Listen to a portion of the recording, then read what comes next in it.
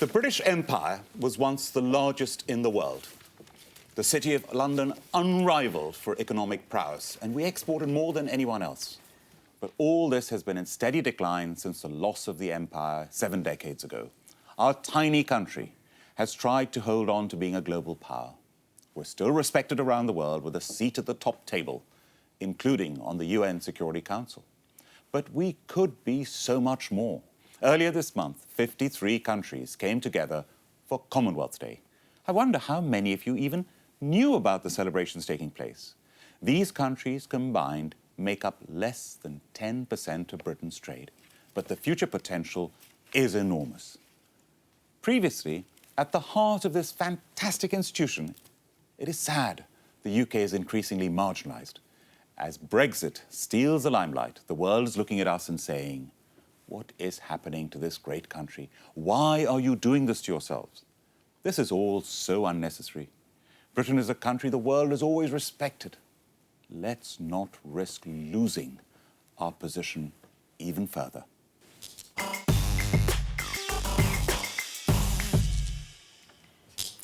Karan, do you know what the director of the Institute for Commonwealth Studies calls the Commonwealth? An irrelevant institution wallowing in imperial amnesia.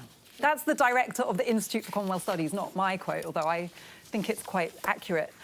I agree with your sentiment, which is I think every nation wants to increase its standing in the world and be as relevant as possible. And it's been very painful for Britain and many British people that Britain has been in long-term structural decline. And I completely understand why there is this sentiment of wanting to get back that position. But the reality is we do no longer have an empire. And the Commonwealth is not a substitute for the empire, and I worry that people see it that way. And in some ways, it has served Britain in that way. Look at what the Commonwealth does for Britain. It promotes liberalised, extractor-friendly regimes around the world. It creates a system of corporate tax havens in other Commonwealth countries that allow British companies not to pay tax in many other Commonwealth countries.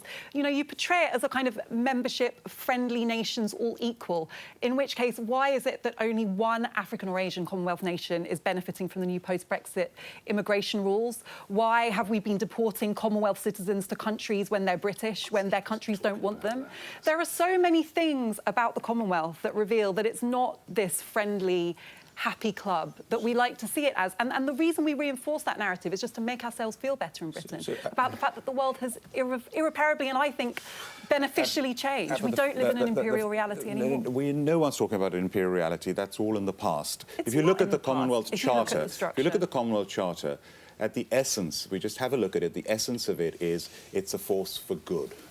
It is a voluntary organisation. Not one of these 53 countries is forced to join it. People, and there's a queue of countries who want to join it. That's true. So the point I'm making here is Britain had a great empire, was the biggest empire in the modern world, but today it is still considered a global power. We're still at the top table of the world, including G7, G8, G20, and we're doing our best the UN Security Council permanent seat. But now we're not going to be at the table at Europe.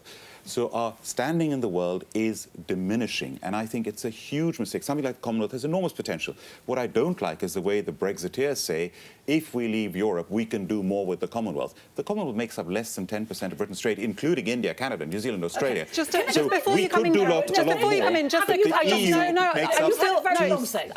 just to clarify what I'm saying. Of our trade. Just to clarify what I'm saying. Within through the EU. I'm not against a club in which Britain is a member, but I don't think you get the benefit of saying that this is at friendly ties with equal countries if you don't treat them as such, which we don't. And in terms of countries voluntarily joining, yes, they do. You know, 32 of the countries in the Commonwealth have fewer than 1.5 million people. These are small countries that were brought into the global economy. And India makes up half of it. Can somebody else join in this discussion now, please? OK, so I'm going to stick off with the Commonwealth. 53 countries. It has a GDP of $10.4 trillion. By 2020, that's predicted to be $13 trillion.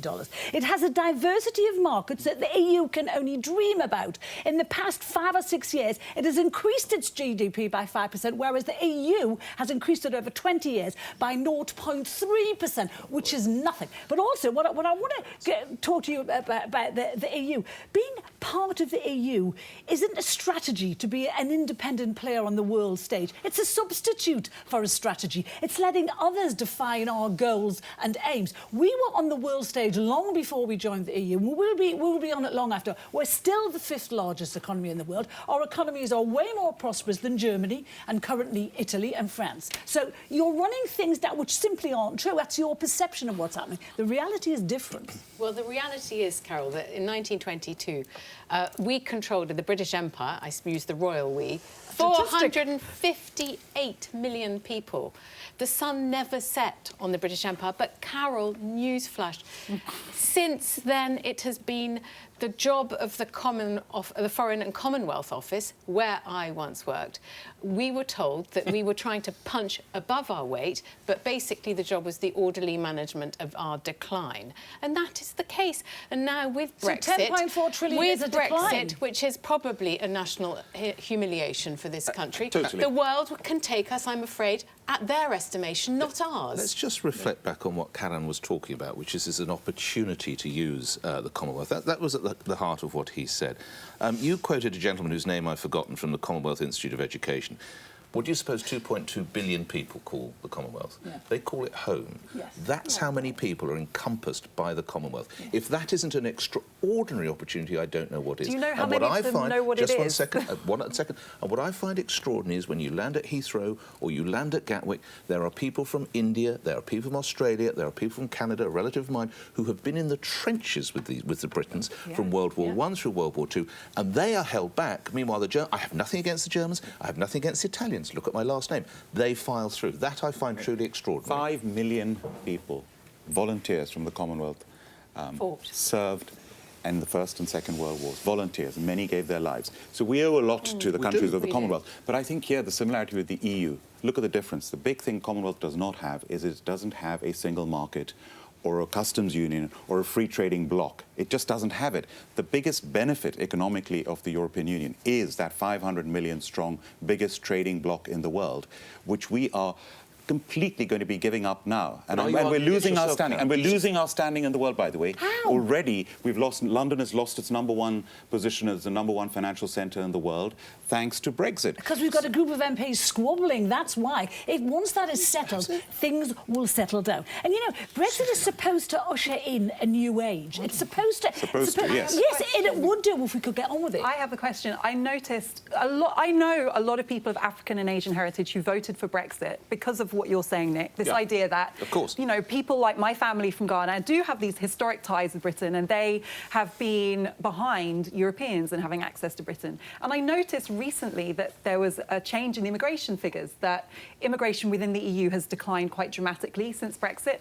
Immigration from outside the EU, especially from Commonwealth countries, has increased. I was listening for Brexiteers cheering that statistic, welcoming the increase in Commonwealth. I didn't hear a single... But by the way, I did not hear a single Brexiteer celebrating because they don't want more immigration from the Commonwealth. I mean, and so, Carol, to hear you say we don't need the EU, we have the Commonwealth. Well, where is our huge embrace to have people from the Commonwealth freely move here? Do you know what people? Can I just say this? Or do you just want you know what people get resources? tired of?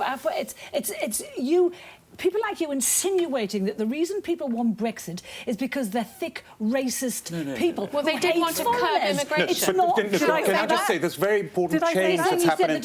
I asked you a question, you haven't asked it. There's a big change in 3 years in this point. You brought up an important point.